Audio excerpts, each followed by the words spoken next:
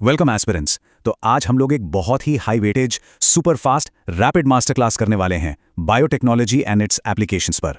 ये कोई boring theory का लेक्चर नहीं है गाइस, ये एक बिल्कुल direct to the point NCERT based explainer session है। हम डायरेक्टली उन्हीं मैकेनिज्म्स और एग्जाम्पल्स को हिट करेंगे जहां से एग्जाम में सॉलिड क्वेश्चंस बनते हैं। तो बस अपना ध्यान यहां रखिए और चलिए पूरी एनर्जी के साथ शुरू करते हैं। Okay, let's dive into this. एक बार जल्दी से स्क्रीन पर नजर डालिए।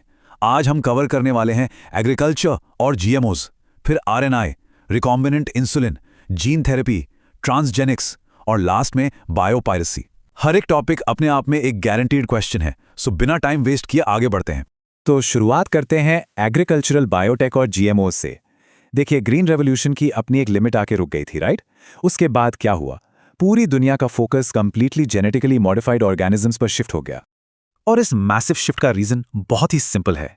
जीएम प्लांट्स के एडवांटेजेस बिल्कुल अनमैचेबल हैं। सोचिए, ये क्रॉप्स एबियोटिक स्ट्रेस जैसे एक्सट्रीम हीट, सॉल्ट या ड्राउट को इजीली सर्वाइव कर जाते हैं।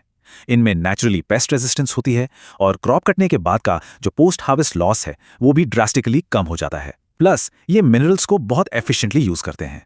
लेकिन यहाँ सबसे बड़ी हाईलाइट क्या है? गोल्डन राइस यानी विटामिन ए एनरिच्ड राइस। ये बार बार पूछा जाने वाला एग्जाम पॉइंट है, तो इसको डेफिनेटली अपने दिमाग में छाप लीजिए।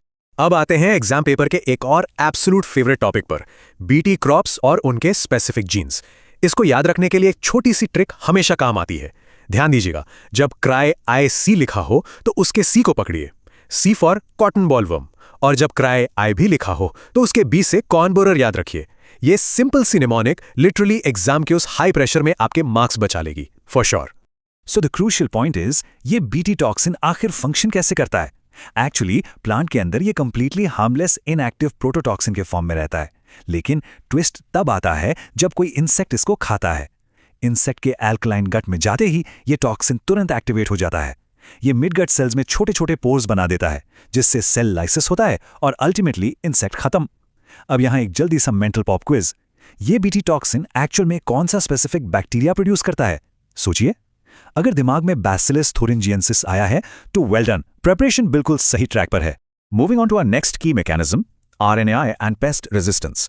अब देखिए, नीमाटोड्स जैसे मेलोइडोगाइनी इनकॉग्निटिया जो है वो टोबैको प्लांट्स की रूट्स को पूरी तरह तबाह कर देते हैं और इसको रोकना बहुत जरूरी है।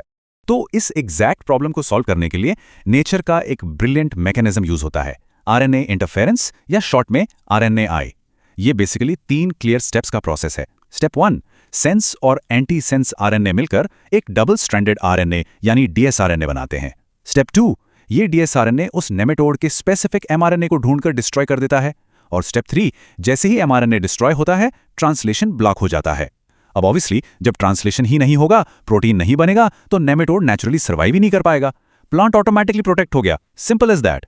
ऑल राइट, अब हम खेत से निकलकर सीधा मेडिकल साइंस पर आते हैं, रिकॉम्बिनेंट इंसुलिन प्रोडक्शन। बायोटेक्नोलॉजी ने फ्रैंकली हेल्थ केयर सेक्टर में एक अनबिलीवेबल रेवोल्यूशन ला दिया है। Now what's really interesting here is insulin का एक्चुअल बायोलॉजिकल स्ट्रक्चर। एक मैच्योर इंसुलिन में 2 मेन चेन्स होती हैं, ए चेन और बी चेन। ये दोनों आपस में डाइसल्फाइड बॉन्ड्स के थ्रू बहुत स्ट्रांगली कनेक्ट रहती हैं। But the catch is, human body में इनिशियली प्रो इंसुलिन बनता है, जिसमें एक एक्स्ट्रा पेप्टाइड होता है, सी पेप्टाइड।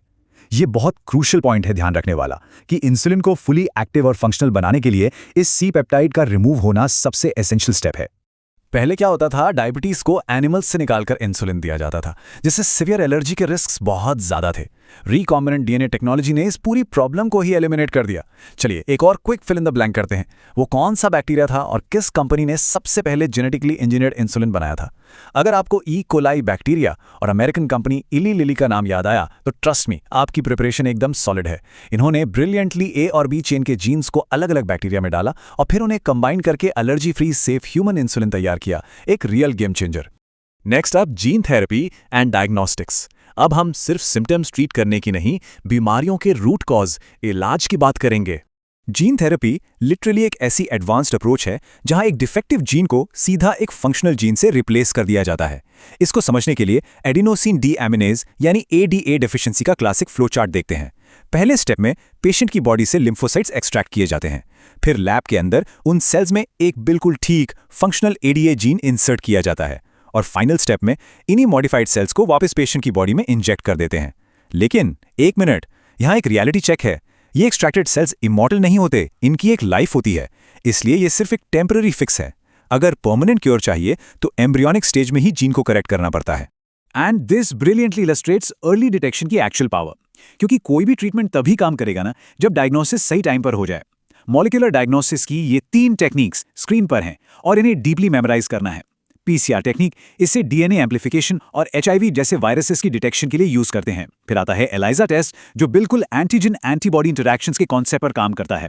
और तीसरा प्रोब टेक्निक, जहां रेडियो एक्टिव प्रोब और ऑटो रेडियोग्राफी का यूज करके हम उन हिडन म्यूटेशंस को पकड़ते हैं। एग्जाम में इन टेक्निक्स को इनके एग्जैक्ट फंक्शन से मैच करना एक गारंटीड मार्क्स फेचिंग क्वेश्चन है, इसको प्लीज मिस मत कीजिएगा। Okay, moving forward to transgenics and disease models. Modern medical research में इन ट्रांसजेनिक एनिमल्स का जो रोल है वो एब्सोल्युटली मैसिव है। पर क्वेश्चन ये है कि इन मॉडल्स का एक्चुअल प्रैक्टिकल यूज है क्या? देखिए, इनके 5 मेन एप्लीकेशंस हैं। पहला, नॉर्मल फिजियोलॉजी स्टडी करने के लिए। दूसरा, कैंसर या अल्जाइमर्स जैसी कॉम्प्लेक्स बीमारियों के रिलायबल डिजीज मॉडल बनाने के लिए। तीसरा, वैल्यूएबल बायोलॉजिकल प्रोडक्ट्स क्रिएट करने में। और चौथा और पांचवा, नई वैक्सीन्स और ड्रग्स की टॉक्सिसिटी टेस्टिंग के लिए। आप खुद सोचिए, इंसानों पर डायरेक्ट ट्रायल करने से पहले इन मॉडल्स पर मेडिसिन की सेफ्टी चेक करना एक एब्सोल्यूट साइंटिफिक नेसेसिटी है। और जब भी ट्रांसजेनिक एनिमल्स की बात आती है तो एक डायरेक्ट एग्जाम फेवरेट एग्जाम्पल हमेशा पॉपअप होता है, रोजी द काउ। ये पूरी दुनिया की पहली ऐसी ट्रांसजेनिक काउ थी जो human protein enriched milk produce करती थी। और उस मिल्क में एग्जैक्टली कौन सा प्रोटीन था? अल्फा लैक्टैल्ब्यूमिन। ये दोनों चीजें, नाम रोजी और प्रोटीन अल्फा लैक्टैल्ब्यूमिन, फाइनल पेपर के लिए हेवीली इंपॉर्टेंट है, बिल्कुल रट लीजिए इसको। फाइनली आते हैं हमारे आखिरी और बहुत ही सीरियस सेगमेंट पर, बायोपायरेसी एंड एथिकल गाइडलाइंस। देखिए, बायोटेक्नोलॉजी के पास नेचर को अपने हिसाब से मैनिपुलेट करने की मैसिव पावर है, और जहां इतनी बड़ी पावर होती है वहां स्ट्रिक्ट एथिकल बाउंड्रीज का होना एब्सोल्युटली नॉन नेगोशिएबल है। तो सबसे पहले बायोपायरेसी की एग्जैक्ट डेफिनेशन देखते हैं। सिंपल वर्ड्स में, बायोलॉजिकल रिसोर्सेज का अनऑथराइज्ड यूज। जब डेवलप्ड नेशंस या ह्यूज मल्टीनेशनल कंपनीज बिना किसी प्रॉपर परमिशन और बिना फेयर कॉम्पनसेशन दिए इंडिजिनस रिसोर्सेज को एक्सप्लॉइट करती हैं तो उसे हम बायोपायरेसी कहते हैं। अब क्योंकि जीएम ऑर्गेनिजम्स के पोटेंशियल इकोलॉजिकल रिस्क्स बहुत हाई हो सकते हैं और एनवायरनमेंट में कुछ भी अनप्रेडिक्टेबल हो सकता है, तो इस तरह के एथिकल वायलेशंस को रोकना और भी ज्यादा क्रिटिकल हो जाता है। हिस्ट्री ऐसी कई कंट्रोवर्सीज का प्रूफ है जहां रिच कंट्रीज ने डेवलपिंग नेशंस के रिसोर्सेज को अनफेयरली यूज करने की कोशिश की है। स्क्रीन पर दिया गया ये स्टेटमेंट बिल्कुल सच है। टर्मरिक, नीम और स्पेशली अपना बासमती राइस का जो फेमस पेटेंट केस था, वो इसका सबसे बड़ा एग्जाम्पल है। ये पेटेंट केसेस हमें फोर्सफुली याद दिलाते हैं कि अपने ट्रेडिशनल और बायोलॉजिकल रिसोर्सेज को लीगली प्रोटेक्ट करना कितना ज्यादा जरूरी है। तो अब एक सवाल आता है, इंडिया में इन सब पावरफुल बायोटेक एक्टिविटीज और सेफ्टी मेजर्स को एग्जैक्टली रेगुलेट करता कौन है? चलिए, सेशन का आखिरी pop quiz, which regulatory body in India approves GM research and safety? अगर आपको जीएईसी यानी जेनेटिक इंजीनियरिंग अप्रेजल कमेटी याद आ गया तो मान लीजिए आपने एक और मार्क ब्रिलियंटली लॉक कर लिया है। यही कमेटी देश में सारे जेनेटिक अप्रूवल्स के लिए स्ट्रांगली रिस्पॉन्सिबल है। तो आज की इस रैपिड एक्सप्लेनर मास्टर क्लास को हम एक थॉट प्रोवोकिंग सवाल के साथ कंक्लूड करेंगे।